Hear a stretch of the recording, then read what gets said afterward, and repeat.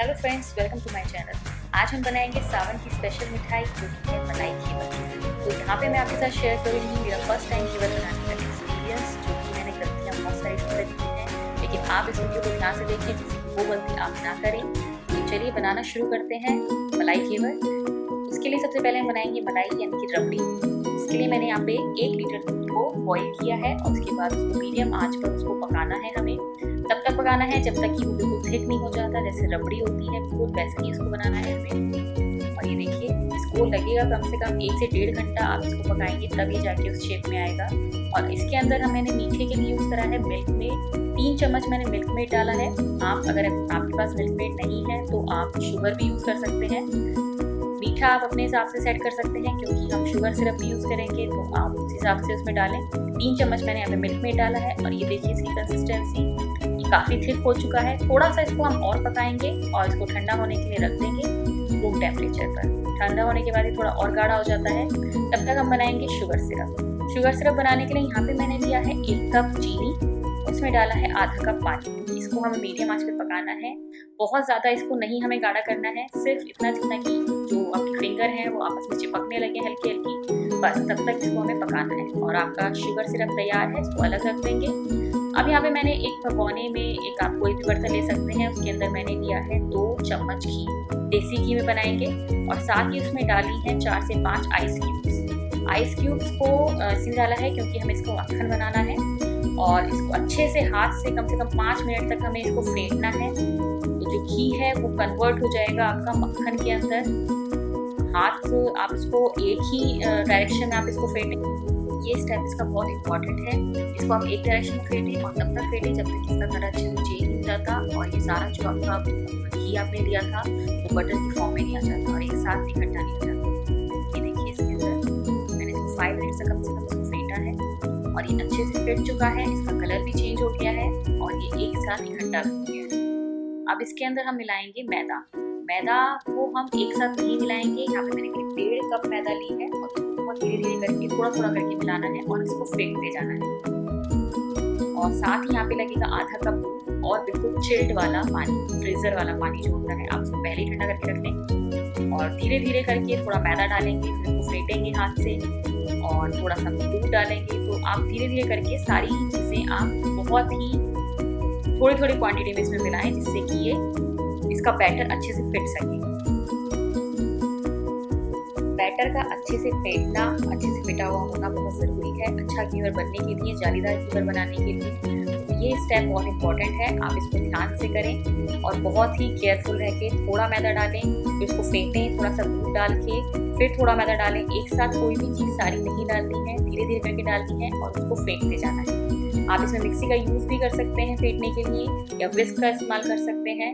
बस ध्यान रहे कि बैटर अच्छे से फिटा होना चाहिए। ये देखिए मैं इसमें विस्क का इस्तेमाल भी कर रही हूँ। सारी चीज़ें कोई सी भी, ना दूध ना पानी ना मैदा, एक साथ नहीं डालनी है, धीरे धीरे करके डालनी है। इस स्टेप पे जब आप सब चीज़ें डालेंगे तो सब चीज़ें चिल्ड यूज़ करेंगे, पानी भी और आपका दूध भी।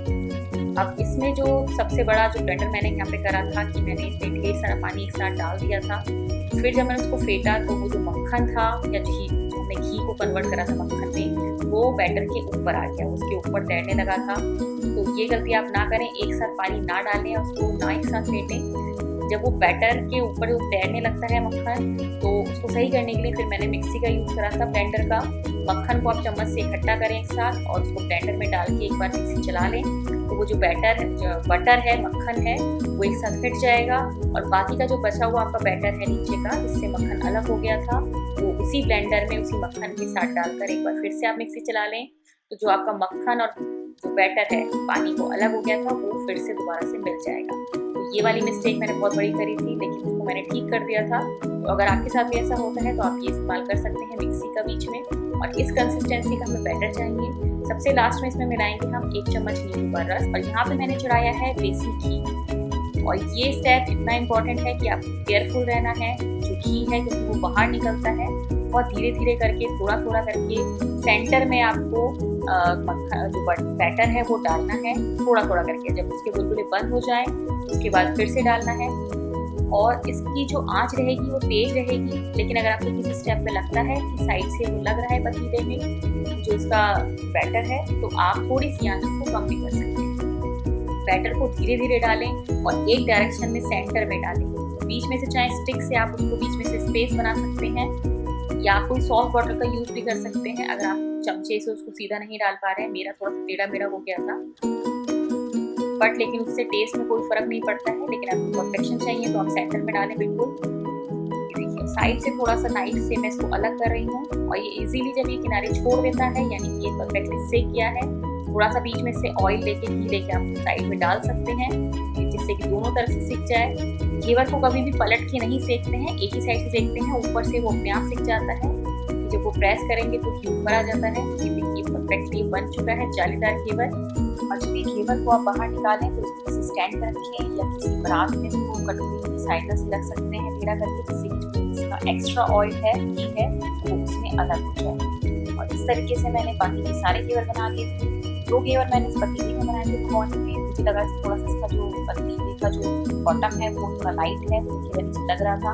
फिर मैंने कढ़ाई का यूज किया। आप इसमें भी बनाए, लेकिन जो बर्तन की जो बॉटम है वो हैवी चाहिए। ये बन के तैयार है मेरे टेस्टी घेवर। इसको आप स्टॉक करके भी रख सकते हैं आराम से। जब आपका मन करे तब आप उसमें शुगर सिरप डालें और रबड़ी लगा के उसको सर्व कर सकते हैं। यहाँ पे मैंने एक ऐसी चिमटे की ऊपर इसको रखा हुआ है, जिससे कि इसका जो एक्स्ट्रा शुगर सिरप होगा वो नीचे निकल जाएगा और बाकी का इसके अंदर सोक कर देगा। बाकी आप इसको डिप भी कर सकते हैं शुगर सिरप में, और थोड़ी देर के लिए इसको सोक करने के लिए छोड़ दें। उसके बाद इसके ऊपर आप मलाई या रबड़ी जो हमने रेडी करी है वो इस पर लगाएं, अप्लाई करें, और उसके बाद इसको सर्व करें। ये देखिए मैंने इसके ऊपर टेस्टी वाली जो रबड़ी है वो आधी पहले ही खत्म हो गई थी, लगने से पहले, बहुत टेस्टी थी। और इसके ऊपर मैंने आलमंड लगाए हैं, थोड़ा सा केसर और थोड़ा सा कार्डमम पाउडर, इलायची पाउडर। नीचे बन के तैयार है आपका सावन स्पेशल मिठाई घेवर, मलाई घेवर। इसको आप एक बार जरूर ट्राई करिएगा और अपना एक्सपीरियंस जैसे मैंने आपके साथ शेयर किया है मेरे साथ जरूर शेयर कीजिएगा, और मुझे कमेंट सेक्शन में बताइएगा कि आपको रेसिपी कैसी लगी। अगर आपको रेसिपी पसंद आती है तो इस वीडियो को लाइक करें, शेयर करें और मेरे चैनल को जरूर